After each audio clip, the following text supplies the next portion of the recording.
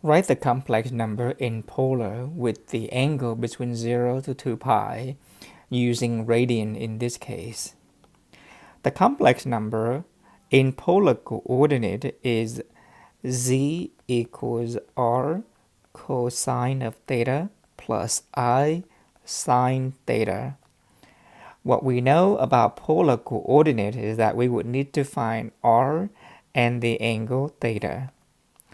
R squared is a squared plus b squared. In this case, for z equals 1 plus I, a is 1 and b is also 1. Thus r squared is 1 squared plus 1 squared. R squared equals 2, so r equals root 2. Tangent of theta is b over a. Think of b as y and a as x because on the real and the imaginary coordinate system, the horizontal is real and the vertical is imaginary. The point 1 plus I is 1 unit on the right hand side of 0 and 1 unit up. It is a point in the first quadrant. If tangent of theta equals 1 and theta is in the first quadrant, then theta has to be pi over 4. So the complex number 1 plus I can be rewritten as z equals root 2 parenthesis cosine of pi over 4 plus I sine of pi over 4, which is in polar. For the complex number negative 2 plus 2I, r squared equals a squared plus b squared, where a is negative 2 and b is positive 2 in this case. And this point, since the real part is negative and the imaginary part is positive, it is 2 units on the left hand side of 0 and 2 units up. This is a point in the second quadrant. R equals the square root of 4 plus 4, which is the square root of 8, or 2 root 2, because 8 is 4 times 2. Tangent of theta is b over a, which is negative 1. Theta is therefore tangent inverse of negative 1. But if we do this using the calculator, we will end up with negative pi over 4. Negative pi over 4 is an angle in the fourth quadrant, but we want an angle in the second quadrant, so we add pi to this. Theta, using symmetry, it is 3 pi over 4. The number z equals negative 2 plus 2I, thus in polar representation, it is 2 root 2, open parenthesis, cosine of 3 pi over 4 plus I sine of 3 pi over 4. For the complex number negative root 3 minus I, a is negative root 3 and b is negative 1.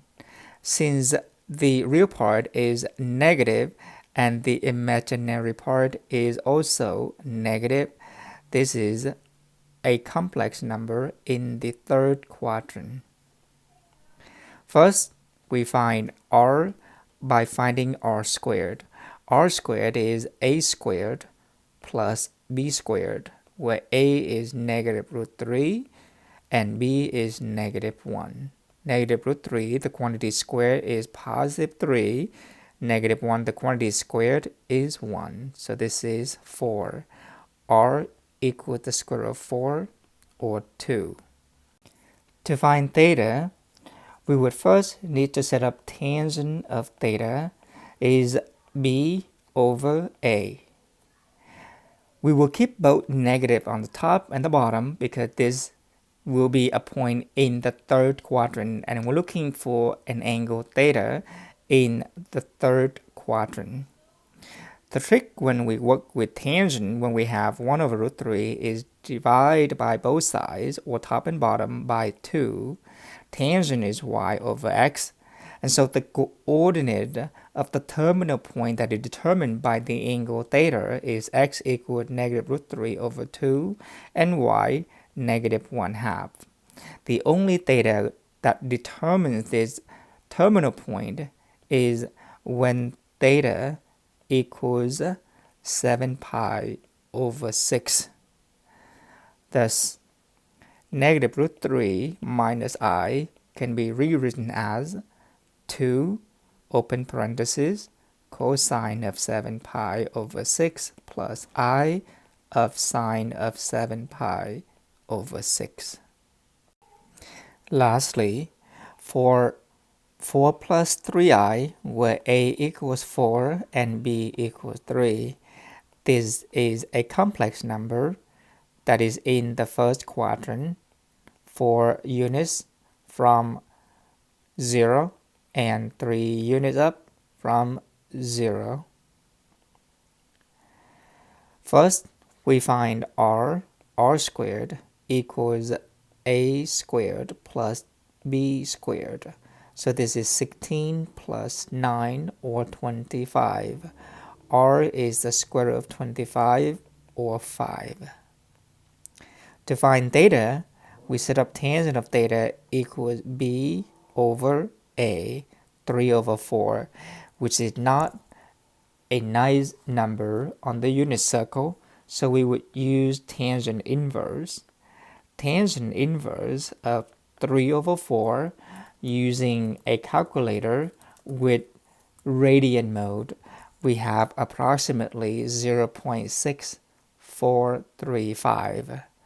Writing this complex number in polar, we have 4 plus 3i can be rewritten as 5 open the parentheses cosine of the angle 0.6435 in radian plus I sine of the angle 0.6435.